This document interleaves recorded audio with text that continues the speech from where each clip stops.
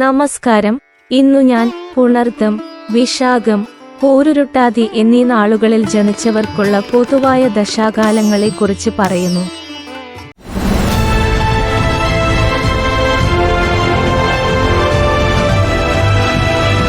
ഇവർ ആദ്യം കടന്നുപോകേണ്ട വ്യാഴദശാകാലം ആകെ 16 വർഷമാകുന്നു.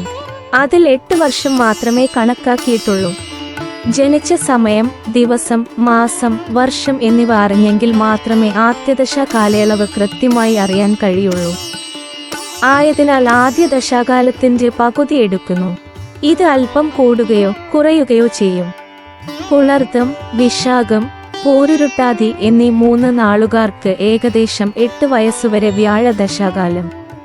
പിന്നീട് 19 വർഷം, ഏകദേശം 27 വയസ്സുവരെ ശനി ദശാകാലം. അതിനുശേഷം 17 വർഷം, ഏകദേശം 44 വയസ്സുവരെ ബുധദശാകാലം.